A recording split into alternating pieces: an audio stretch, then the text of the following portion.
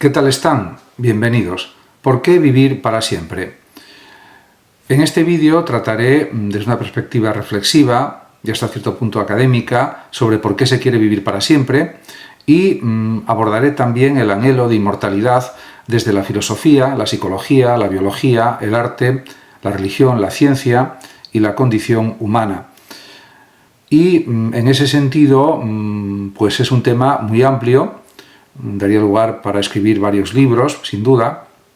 Es un tema infinito, podríamos decir, pero en cualquier caso quiero dar algunas ideas sobre esta cuestión. En realidad, el deseo de inmortalidad siempre ha estado presente en la especie humana, en la naturaleza humana, y vivir para siempre son tres sencillas palabras que condensan uno de los sueños también más persistentes, ambiciosos y paradójicos del ser humano. Desde los mitos fundacionales hasta también las investigaciones biotecnológicas más avanzadas del momento o del presente, la idea de escapar a la muerte, de vencer el tiempo, de persistir indefinidamente en la vida, ha acompañado a la humanidad como pues una sombra luminosa, tan deseable como inasible o inaccesible. ¿Pero por qué se quiere vivir para siempre? ¿Qué nos dice ese deseo sobre nuestra condición más íntima, sobre nuestros miedos, nuestras esperanzas y también nuestros límites? Pues nos dice muchísimas cosas. En este vídeo trataré de todas estas cuestiones de una forma no demasiado extensa, pero que creo que puede servir como inicio, como introducción, para luego desarrollar muchas otras ideas.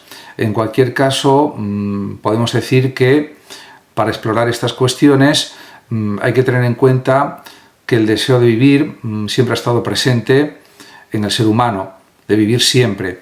Por lo tanto, yo creo que incluso a nivel inconsciente también eso es cierto, no solamente a nivel consciente. Y es lógico que todo el mundo desee una existencia larga, plena, dichosa, y a pesar de todo, para muchos sigue pareciendo demasiado breve. Podemos pensar, por ejemplo, en los tratados de Séneca acerca de la brevedad de la vida y otros, y el deseo de vivir para siempre nace en el mismo instante en que el ser humano toma conciencia de que va a morir. Esa conciencia de la finitud, de la brevedad de la vida, no es simplemente una información biológica, que también lo es. Los animales también mueren, pero no se angustian por ello porque no son conscientes de que van a morir. Es una construcción simbólica y emocional profundamente humana. Somos, como dice o como dijo Heidegger, seres para la muerte, no porque deseemos morir, sino porque la posibilidad de dejar de ser informa todas nuestras acciones, o está presente en todas nuestras acciones, nuestras elecciones, nuestras angustias. La muerte, por tanto, no es simplemente el final de la vida, que también es su sombra constitutiva, es su cara oculta, negativa. Desde el momento en que el Homo sapiens desarrolló la capacidad de imaginar el futuro, también imaginó su fin, pero inmediatamente también imaginó formas de evitarlo. Los primeros ritos, por ejemplo, funerarios, no solo eran formas de despedida, sino tal vez de transición. Las tumbas con objetos, por ejemplo, los cuerpos dispuestos con orientación astronómica, los signos pintados en las paredes de las cavernas hace 30.000, 40.000, 50.000 años, hablan de una esperanza de que la muerte no sea el fin definitivo. Y de ahí surgió también la religión. Así, antes incluso de las religiones organizadas, la humanidad ya albergaba un doble impulso, el de saber que cada persona va a morir y el de soñar con no morir del todo. El deseo de vivir para siempre es, en cierto sentido, tan antiguo y tan natural como la conciencia misma. Y además se puede decir que surgieron muchos mitos de inmortalidad, que son una especie de viaje a través de las culturas. En todas las civilizaciones, se puede decir, la inmortalidad ha sido objeto de relatos míticos que no solo buscaban entretener, aunque también lo buscaban, sino también de orientar existencialmente en la propia vida. En la epopeya de Gilgamesh, por ejemplo, uno de los textos más antiguos de la humanidad, el protagonista, Gilgamesh, tras la muerte de su amigo, Enkidu, emprende una búsqueda desesperada por el secreto de la vida eterna. su viaje termina en la resignación. Los dioses han reservado la inmortalidad para sí mismos. Gilgamesh, pues de esta manera debe aprender a aceptar su condición finita o mortal. Y en ese sentido, también en la tradición griega, los dioses inmortales viven en el Olimpo, pero los héroes humanos, en cambio, están marcados por el destino trágico. Aquiles, el guerrero, por ejemplo, guerrero por excelencia, debe elegir entre una vida larga y anodina o una vida corta y gloriosa. La inmortalidad, en este caso, no es biológica, sino simbólica. Vivir para siempre en la memoria de los seres humanos, de los hombres. Es el primer gran giro filosófico sobre la inmortalidad. Si no podemos ser eternos en cuerpo, tal vez podamos serlo en palabra, en recuerdo, en legado. Y eso, diríamos, en eso está de acuerdo el propio Aquiles, que prefiere vivir una vida corta pero gloriosa que una vida larga pero realmente que no tenga gloria. En el cristianismo, el islam y el judaísmo, la vida eterna se convierte también en la promesa central.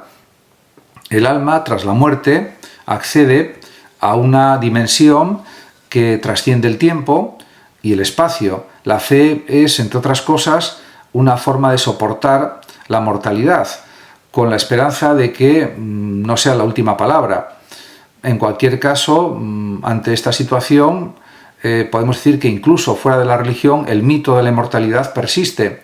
Por ejemplo, en la alquimia medieval se buscaba la piedra filosofal, capaz de otorgar la vida eterna. En las leyendas chinas, por otra parte, se habla de elixires de longevidad. En las sagas celtas, ciertos héroes viajan a islas donde el tiempo aparentemente no pasa. En la ciencia ficción contemporánea también se imagina el traspaso de la conciencia a soportes digitales. El mito cambia de forma, pero no de esencia. En este sentido, vivir para siempre sigue siendo milenio tras milenio un deseo indestructible. Y en ese aspecto también hay que señalar que la muerte, como problema filosófico, también ha sido objeto de numerosas obras en el ámbito de la filosofía. Desde Sócrates hasta Derrida, la muerte ha sido uno de los grandes temas de la filosofía. Sócrates, al aceptar la cicuta, sostuvo que la muerte no debía temerse. O bien es un sueño, sin sueños, pensaba él, o bien es un tránsito hacia otro estado de conciencia. En ambos casos no hay motivo, según él, para el pánico. Pero esta serenidad socrática no ha sido la norma. Para Epicuro, el miedo a la muerte es irracional, porque cuando realmente estamos vivos, ella no está, y cuando ella llega, ya no estamos. Por tanto, no hay que temerla. Sin embargo, esta lógica no consuela del todo, porque realmente no tememos la muerte en abstracto, sino lo que tememos es la interrupción de lo que amamos, de la propia vida, con todo lo que eso implica. Heidegger, en el siglo XX, volvió a poner la muerte en el centro del pensamiento. Para él, asumir la muerte como horizonte es lo que permite también una existencia auténtica. No se trata de evadirla, sino de integrarla, de vivir con ella. Pero esta integración no implica resignación. El deseo de vivir para siempre no es incompatible tampoco con la conciencia de la muerte, más bien es su consecuencia directa. Cuanto más profunda es nuestra conciencia de finitud, más fuerte puede ser nuestro deseo de superarla. Y en este aspecto, Jacques Derrida, por ejemplo, reflexionó sobre la herencia, el legado, el duelo, y sostuvo que toda escritura es una forma de hablarle al otro desde la ausencia.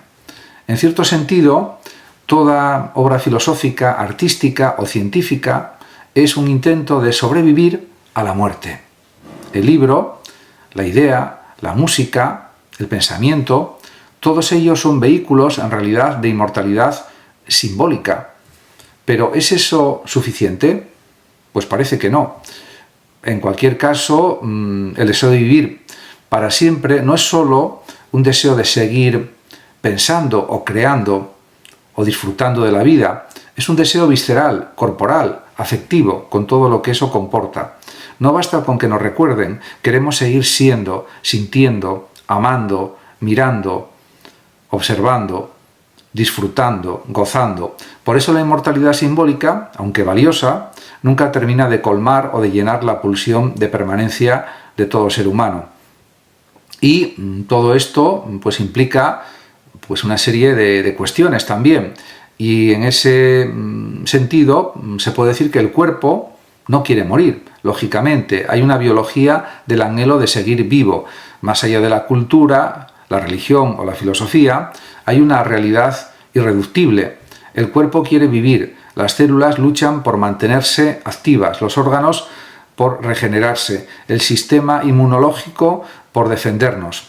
Y también la biología está escrita en el idioma de la supervivencia. El deseo de vivir para siempre puede tener entonces una raíz evolutiva. Aquellos organismos que han desarrollado pues, mecanismos de autoconservación más eficaces y más eficientes han prevalecido sobre los que no. En este sentido, la pulsión de seguir vivo es parte también de nuestro código genético. Y también se puede decir que para la biología tiene sus límites. El envejecimiento, el deterioro celular, la entropía del cuerpo son inevitables. Sin embargo, en las últimas décadas, la ciencia ha comenzado a desafiar esta fatalidad. La gerontología molecular, por ejemplo, la ingeniería genética también, la inteligencia artificial, aplicada a la medicina, etc., están abriendo caminos impensables hasta hace solo unas décadas, detener o revertir el envejecimiento celular, reemplazar órganos con impresoras biológicas, copiar la mente humana, por ejemplo, en soportes digitales, etcétera, etcétera. La idea, por tanto, del transhumanismo plantea justamente eso, que el ser humano puede y debe trascender sus propios límites biológicos o sus limitaciones biológicas. Algunos autores como Ray Kurzweil, por ejemplo, predicen que hacia la mitad del siglo XXI seremos capaces de descargar nuestra conciencia en una inteligencia artificial y así alcanzar una forma de inmortalidad digital. Pero incluso esta forma no resuelve el problema de fondo, el problema más profundo. ¿Será eso seguir viviendo o será otra cosa diferente? Yo creo que será otra cosa distinta. La biología nos empuja a vivir, pero también nos recuerda, con cada arruga, con cada cansancio, cada duelo, que no podremos hacerlo para siempre. Esta paradoja es también la raíz de muchas angustias, pero también de muchos avances científicos y médicos. Tal vez la medicina moderna sea, en última instancia, un refinamiento del mito de la fuente de la eterna juventud. Y en ese aspecto, la psicología de la inmortalidad, que trata del miedo, amor y sentido, pues es cada vez más importante. Desde el punto de vista psicológico, el deseo de vivir para siempre se puede entender como una respuesta compleja a tres factores fundamentales, que son el miedo, el amor y la necesidad de sentido. Desde esta perspectiva, desde este planteamiento, está, por ejemplo, el miedo a la nada. La muerte nos aterra no solo por el sufrimiento que pueda implicar, sino especialmente por lo que representa, la aniquilación del yo, la disolución de la conciencia, la pérdida de toda identidad. La psicología existencial, desde Viktor Frankl hasta Irving Yalom, ha mostrado cómo este temor influye en nuestras decisiones, nuestros vínculos también y en nuestras creencias. La negación de la muerte, por tanto, es uno de los motores ocultos de la psique humana. Muchas veces el deseo de inmortalidad es una forma de evitar enfrentar la pregunta más inquietante: ¿y si después no hay nada? ¿Qué pasaría? Pues al final habría que aceptar esta realidad. El amor a la vida también supone que no solo tememos la muerte por su negatividad, sino también porque amamos la vida en todas sus formas. El rostro de quien amamos, el sabor de una fruta, la risa de un niño, la música que nos atraviesa y nos emociona, la caricia del sol, la alegría de crear, etcétera, etcétera. Cada instante significativo despierta en el fondo el deseo de que no termine nunca. Queremos vivir para siempre porque sentimos que hay cosas que merecen ser vividas para siempre y por siempre. El deseo de inmortalidad, por tanto, en este sentido, no es egoísmo ni negación, sino en realidad un acto de afirmación radical. La vida es tan valiosa que ningún final parece justo ni adecuado. Y en ese aspecto, pues esa es la realidad. El anhelo de sentido. La finitud pone en crisis el sentido. Si vamos a morir, ¿qué valor tiene todo lo que hacemos? Esta es la gran pregunta que nos podemos plantear siempre. ¿Por qué amar, construir, aprender si todo terminará? Esta angustia ha sido uno de los grandes motores del pensamiento humano. La respuesta puede ir en dos direcciones opuestas. O bien se acepta que la vida tiene valor precisamente porque es finita, o bien se busca ampliar ese valor más allá de los límites biológicos. El deseo de vivir para siempre, en este plano, no es solo supervivencia, sino búsqueda de un sentido que no se agote con el tiempo. Y en ese aspecto podemos hablar de inmortalidad y arte. La vida que se escribe, se pinta, se canta, todo eso forma parte también del deseo de inmortalidad. El arte es una de las formas más poderosas de inmortalidad simbólica. Los cuadros de Rembrandt, por ejemplo, las sinfonías de Beethoven, los poemas de Rilke, las novelas de Proust o de Vargas Llosa siguen vivos mucho después de que sus autores hayan muerto. El arte crea universos paralelos donde el tiempo se suspende de alguna manera. Una obra que toca el alma no muere nunca, renace cada vez que alguien la mira, la escucha, la lee. Y en ese aspecto, o en este sentido, muchos creadores han visto en su trabajo una forma de vencer de alguna forma la muerte. La escritura especialmente tiene un vínculo directo con la supervivencia. Se escribe para dejar una huella, para hablarle a un lector futuro, para mantener encendida una chispa del yo más allá del cuerpo.